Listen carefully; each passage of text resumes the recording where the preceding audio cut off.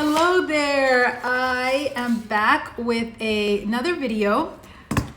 Let's talk about homeschooling. And of course, when talking about homeschooling, I'm all for self-taught. We're doing the Robinson curriculum, which is a self-taught curriculum, focusing on reading, writing, and arithmetic. And when you focus on the basics, they can really just flourish. This is the foundation where everything else hangs, right? And I know with homeschooling, a lot of parents try to do, what is that saying, a mile wide, but never more than an inch deep. So we're going deep with the basics.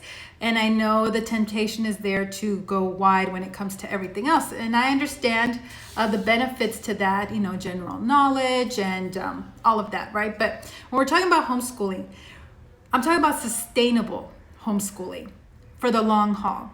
And if you're one parent and you're trying to do too many things, all the things, often it leads to burnout and then sending the kids back to school or just kind of doing a virtual program where they're just in front of a screen all the time. So I'm talking about sustainable, self-taught homeschooling. And let's talk about art, because like I said, we focus on reading, writing, and arithmetic. But what if you do want to introduce some art, but you want to do it in a self-taught fashion that doesn't put more of a load on you, right? So that's what I'm talking about. Resources that you can kind of give to the kids and they can teach themselves about art. It is possible. We have some great products on Amazon today. So I've mentioned before, when it comes to geography, something really simple as just using these Draw the World, Draw Asia, and it goes step by step, drawing. I have it right here, I'll highlight it. Drawing all these little things, right? Great way, kind of a self-taught geography thing. Well, they have also made Drawing American Art. So here's Drawing American Art, Volume 1. And this is a great resource. This is something they can do on their own. They could do it during their free time or maybe do it after the writing assignment. So for example, here in the beginning, we have prehistoric art.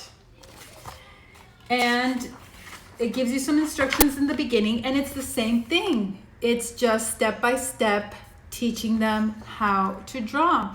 We have here a colonial portrait, okay? Moving down in the book, we have Spanish colonial art. And here we go, a step by step.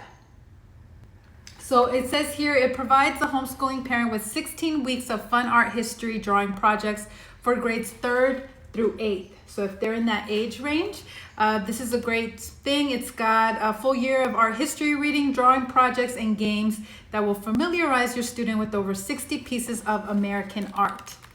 So this is something, again, not a full-blown curriculum that you're teaching every day, you're adding onto your day. This is something they can do on their own. So that is Drawing American Art, Volume 1.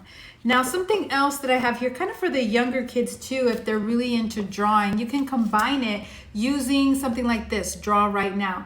I really like these, especially in companion with the Robinson curriculum, because they're learning a little something, maybe something about history or other subjects. They're learning a little bit of it and they're drawing it. And so it's all working together. So for those early years before the age of 10, where they're doing a lot of copy work anyway, this is a great alternative as well, where it teaches them step by step how to draw something and they're learning something as well.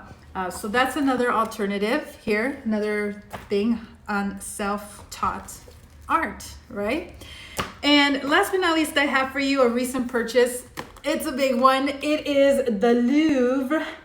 Is that how you say it? Louvre, the Louvre, all the paintings. So this is a huge, heavy book. So when we're talking about self-taught art curriculum, right, they can just, instead of going on a field trip or going on a trip overseas to check all these paintings out, they can read about them. Of course, it's going to go right to the naked painting first. Here we go, see? And that was what I was going to warn you about. So it talks about the books. It talks about the paintings and the artists. Looks like this. All the paintings that are in the Louvre, that's what it is. so they can read about it, they can look at the paintings. But yes, that is what I was going to warn you about, that there is quite a bit, I wouldn't say a lot, but it's in here. There's gonna be some nudity because that wasn't what they were painting. So yeah, here's another one. It's a certain time period where it's prevalent, but then after that, you don't see it as much. So maybe, you know, keep that in mind, however you want to approach it. Take those pages out or skip this book altogether. But having books like this, I have another one on writers, you know, just different things.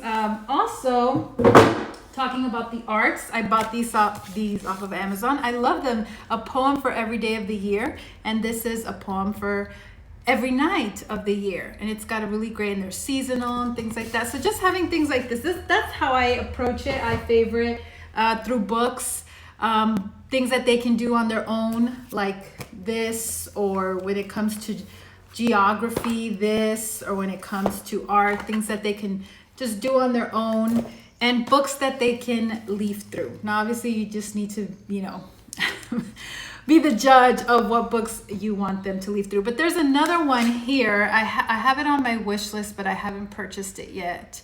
The Metropolitan Museum of Art book. That's another one. These are pricey. They're little, you know, they're big books. So yeah, just keep that in mind. But you don't have to take your whole family across the pond to look at all these works of art. You can just get a book and see them all yourself at home and read about them. So that's what I have for you today on how to teach art in a self-taught format, just like we're a big fan of, right, with the Robinson curriculum. So I'd love to hear your thoughts on this. How do you approach art in your home? I mean, also just give them watercolor sets and, you know, sketchbooks, and just let them go outside and sketch, or, you know, just all of that too. That's fine. I think that's enough, you know, but if you want to do a little bit more, hopefully these resources you'll find helpful.